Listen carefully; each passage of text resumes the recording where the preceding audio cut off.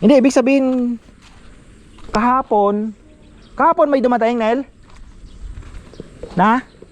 Ilang truck? Tapos dalawa uli ngayon. Bali 8 na naman yon. 6 plus 8. Yung tira na yan, mapapasok dito. Tapos ito, isa. Kulang pa ng isa.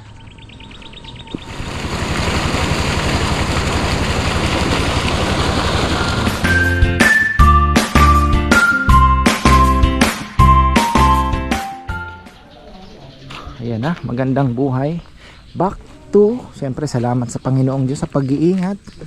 Nakabalik na naman po tayo ng ligtas sa mahabang biyahe. Grabe.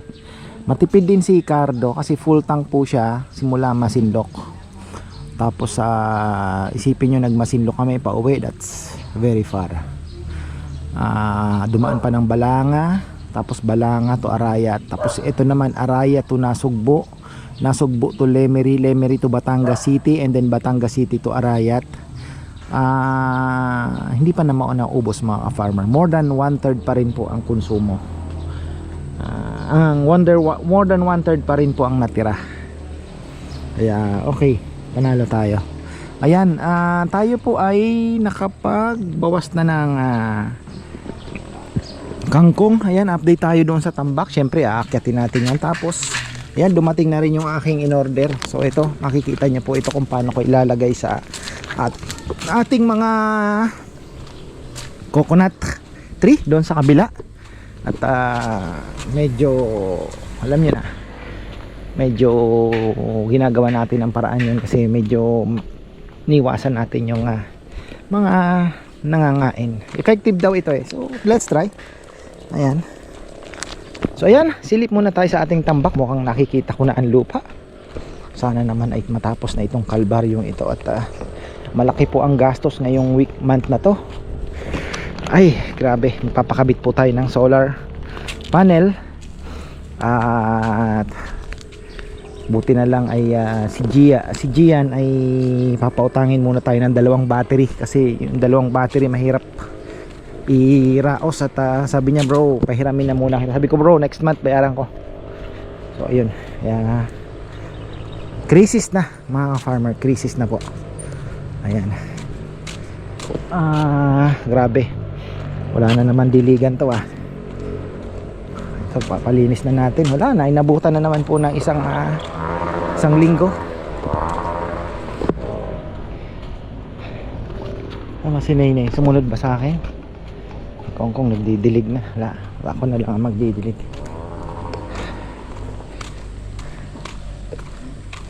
Ayan. Gabi naman po nagdidilig ako, kaya lang 2 days na naman tayong wala syempre. Ay, salamat sa Panginoon. Ano? Kulang pa rin? Ha? Ilan yung dinagdag ngayon? 2. Hindi, ibig sabihin kahapon may dumating, Nel? Na?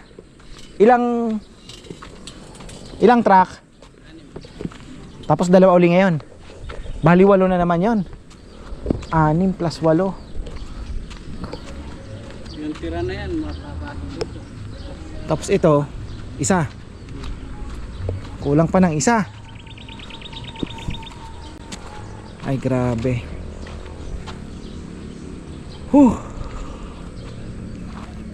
Ang ganda pa naman, ano? Na? Maganda, no?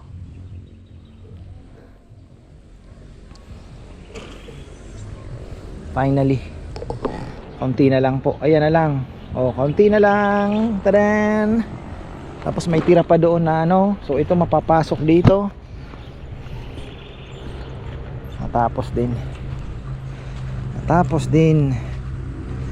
Tapos ayan po yung kangkong na pinaghiwa-hiwa nila ay ano na, tawag dito, naghiwa-hiwalay na, sinasalok na lang.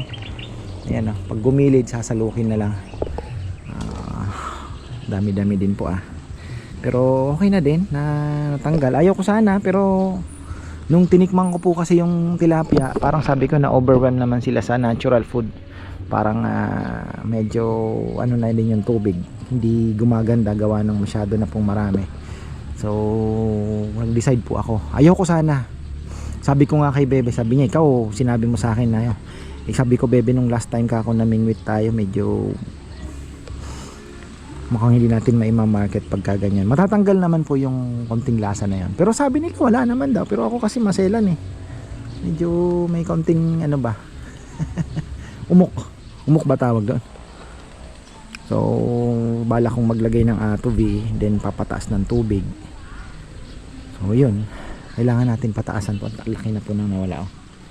Yan. Pwede na po tayo magpa-tubig actually. Kaya lang sayang ng diesel. Grabe. Magwa 100 ano na naman daw. Baka umabot na ng 150. So di ko alam kung magpapa full tank. Pero sabi ni Bebe may go signal pa ako. Magpa full tank ka pa uli. Huwag na muna natin galawin yung reserva natin. So sayang din po kasi baka mamaya hindi natin alam kung baka dumating ang punto na pag magpapakarga ka sabihin sa'yo, sir 5 liters lang po ang minimum, tapos may mga gasolinahan na wala na, alam niyo yan. Hindi natin alam, I don't know kung mangyayari. Hana wag naman pong mangyari.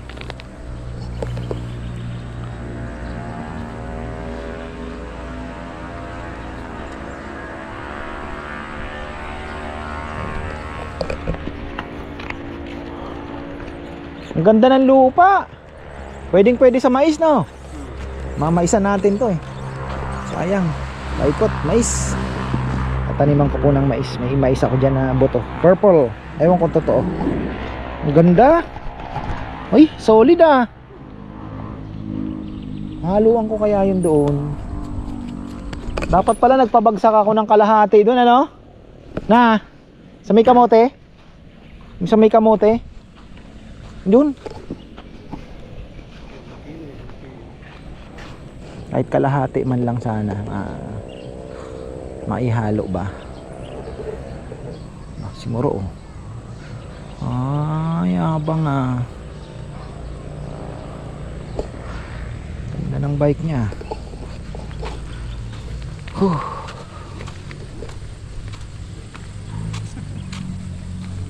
Balasing ko na. May bukas pa naman. Nasa ibabaw to. No. Yung masakit, yung pangit. Itong maganda. Yung kanilang dalawa, yung isa maganda. Hindi, ito ibabaw na naman ito. Yung uli, magkiyakat. Yung ilalim na yun. Basa-basa yung kanina. Yung isa. Init kanina kuya. Ha? Sobra na init, no? Yung init kanina. Kahit konti lang yung bagya lang naka yung araw, ang init ng ano. Sino ang kasama mo si Konggong naghakot? Tatlo siya. Ha? Yung tatlo. Tatlo kayo. Tilig na lang ngayon.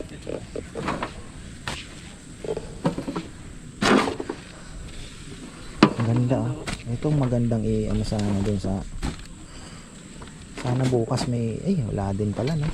Sabado.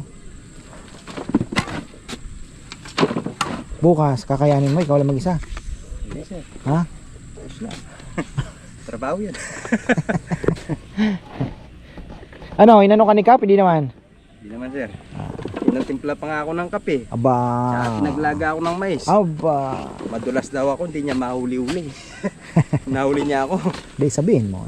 Pinicture niya ako, sinunod ako sa mga konsiyan. Mabait naman si Kap. Sa wakas. Sulit naman. Nagbilig, nagabono, nagbungkal. Ikaw. Ba, may patay ano to na dali sa ano? Sumama? Nanel? Ayungin, ayun oh, medyo malapad na. May patay din na ayungin oh. Na? Nataga. Kala ko fish kill eh. Basta wag lang fish kill. Patubig tayo bukas. Buong araw. Tubig tayo buong araw. Bukas na yan para may trabaho si ano Rizal. Ayan oh. Okay na yung tambak. So ayan po, ay tambak. Yung kangkong, o tingnan nyo. Mamatayan, fertilizer din yan, mabubulok din yan mga ka-farmer. Babagsak at babagsak. Hayaan lang natin yan dito. Ayan, ayan din. Diba? Ganda na ng aking langkaw. Tuloy-tuloy po yan. Yeah, 1 year lang. Ano na yan? Mayabong na. Oh, pinitas na isa dito Ayan ano na ba itsura nito? Okay. Pag hinarvest ganda. May gas-gas yun Ano yun? Ito din, laki din eto na ang ating saging. Anong sa inyo? Ano ang sa inyo? Latonday. Silipin natin. Ito yung umano nung isang araw nakikipagkarera na naman kay kamatayan. Talaga naman. Di nila maintindihan na iisa lang ang buhay natin. Ito. So yan, okay naman. Tama lang. So malinis na. Kita nyo naman. Wala na. Yung dito wala na din. Ready na ulit tayo magpatubig. Pwede na ulit tayo magpatubig.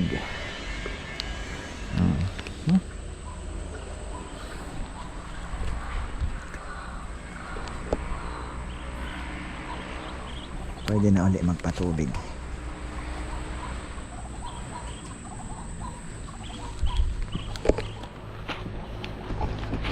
So sa tingin ko pwede tayong umorder ng dalawa pa. Yung kalahati ibagsak natin doon dito sa may tatanimun po ng talbos, kasi masyadong maraming ipa ang nailagay, tsaka hindi po naihalo. So ulitin natin yung talbos ng kamote na yan, papaanuhan natin yan ng lupa, tapos papalahin, mahalo yung lupa doon sa pinaka mga ng kalabaw, plus yung carbonized rice hull, tsaka yung binili ko na organic fertilizer.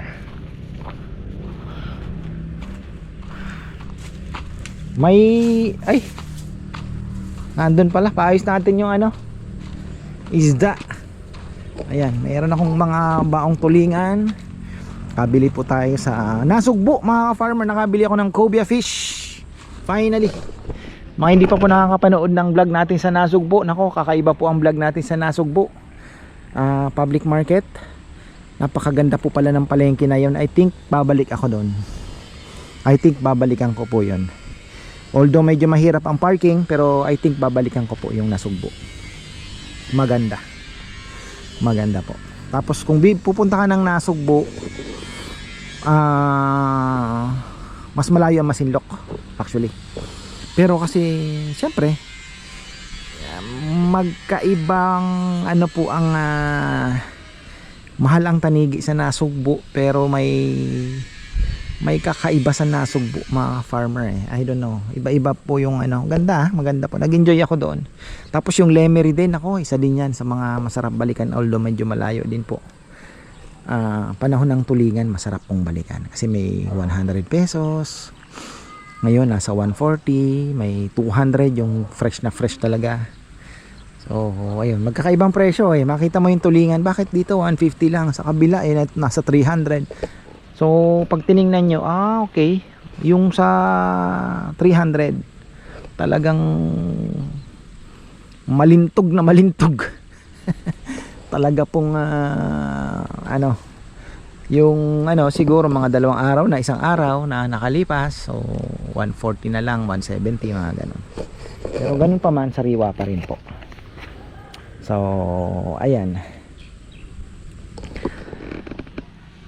yan po ang update natin. Siguro itong isa, ang ganda ng lupa, sarap ihalo kasi buhaghag siya ang sarap ihalo nito. Doon ating binuksan na yung ating pala magkawala-wala na naman. Hindi ko nga ingatan at ang pala ay tagal pang gagamitin. Ayan oh.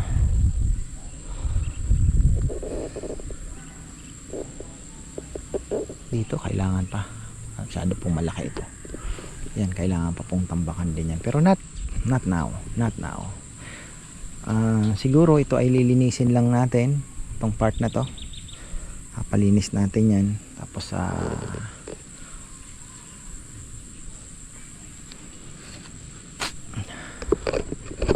ito hindi pa natin tatambakan, basta yung malinis lang po natin ito, at pwede tayong magtanim ng mga kalakalabasa dito sa mga gilid-gilid. Tapos dito ang balak ko, something kasi dapat sanang mga kalabasa, upo, yan po yung mga, di ba malalaki ang bunga, pwedeng igulay, di ba? Tapos yung sitaw, sana makapagtanim din tayo ng sitaw. Kaya lang sa bagay tatag-ulan na. Ay, yan. Ganda na oh. Halos diba? Ayan po, halos covered na talaga. Konti na lang, siguro dito isang truck na lang, pwede nang isudsud ng konti yan, mapantay-pantay na ng konti, okay na yan. Papatambak pa naman tayo, dagdag na lang siguro. So isa't kalahati, bali dalawa siguro, kalahati bagsak doon, o pwedeng isa, baka isa doon, tapos isa na lang po dito. Okay na yan. Pwede na tayo magpatubig. Patubig kaya ako ngayon. Ilang oras din tapos bukas. Dami pang kukunin kangkong marami pa. Nakataga nung nakataga sila ng tilapia. Ibig sabihin napakaamo naman ng tilapia nakataga daw ng tilapia o tinaga, tapos hindi nakuha, lumutang after ilang days.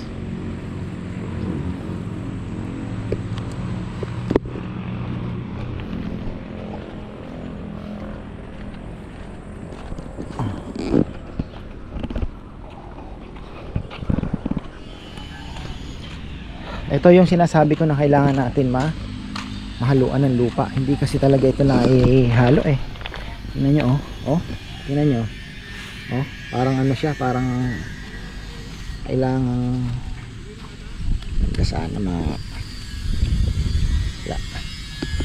pangit. Ito po, gaganda naman sana ito kung abutin tayong tag-ulan, dahil yung mga carabao manure lalambot. Kailangan mahaluan to. Tagal gaganda to pagka kailangan ito, medyo mababa din dito. Pwedeng kumuha ng konti dito, ilagay doon, konting tingnan nyo, medyo pagdilig dito kailangan medyo talaga. Ito sana gusto ko pang palinis din to. Matrim sana ito.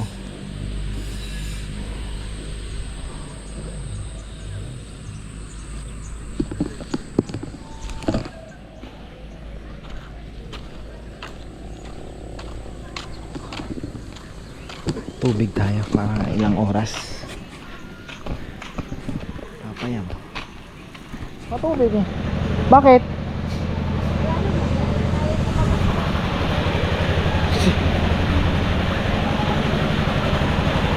Patubig tayong konti. Ayan Ay! Ang daming jaguar na namatay. Pero okay lang. Is para mahuli. Wala namang papasok po kasi dyan na ayungin. Puro jaguar po ang pumapasok. Tingnan nyo lalaki jaguar tapos may palaka, dead din, dead. Eto ganun din. Tingnan nyo.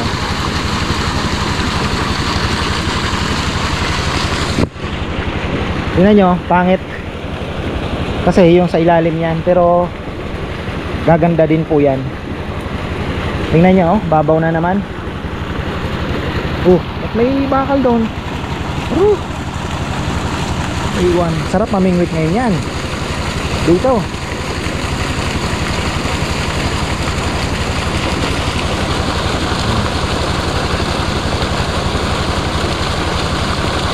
Patayin natin to mga alas 9 bago tayo umakyat sa bahay ay sa kwarto bago matulog kasi tamang-tama maglilinis pa ako ng aquarium mga farmer. Ang ganda na po ng aking arwana. Ang ganda na ng arwana ngayon, sobra.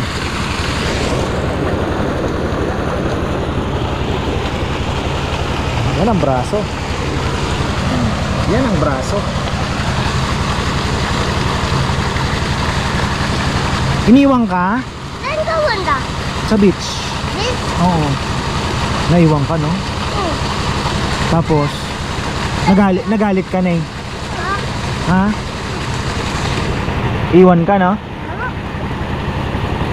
Tingnan! Tingnan! Hindi ako iwan! Sama ako, diba? Hmm. Iwan! Hindi! Hindi ako iwan. Sama ako. Oo, look. Wala ka! Oo, patay nga. Patay. Ayan, oh, lumilinaw na. Okay na rin yan. Konti lang. Although, kaya lang talaga nag-wild na po kasi yung kangkong. Kaya, sabi ni Papa Yam, pabawasan na natin. Hindi ko, okay naman Papa Yam kasi din naman yan. Nakagapang din yan. After ilang buwan, wild na naman yan. Although medyo iinit ng kaunti yan, pero sa tingin ko hindi naman kasi meron pa din naman po halos half may silong pa rin. Papa! I-maintain na lang po natin yung lalim. Papa, fishing tayo! Wag na, hindi naman makakapag-fishing ngayon. Malalim. Wala pa yung fish, oh. Mababaw? Oh, mababaw. Papa, titing nga? Paano naging Tsaka na lang. Papa? Papa, paano naging mababaw? Pwede naman, eh kayo. Ano? Pag dito na lang sina Kuya Video. Ayan. Okay. Oo.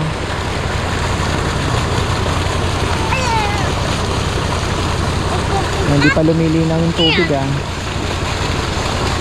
Ano, sabi ni Bebe, nagpaingay ka na naman. Eh, Bebe, kailangan babaw na ang tubig. Diba? Yung hangin papapunta dito. Pero may usok-usok. Okay lang yan. So, ayan, marami pong salamat mga ka-farmer. At least meron po tayong update ngayon. Nakahabol pa rin naman. Excited ako dyan sa tambak at alam kong matatapos na. Tapos na rin ang gastusan. At it's time to ipon-ipon. Paano ko kaya iraraos ang aking ang trabaho ng aking mga tauhan. Yan po ang aking pagagandahin na lang namin itong lugar. So medyo hard work ng konti, magtatanim. Maghahanap kami ng trabahong walang gaanong gastos. So para mairaos lang po itong krisis na ito. Ayan, kailangan pong mairaos talaga. So yan, marami pong salamat at magandang buhay.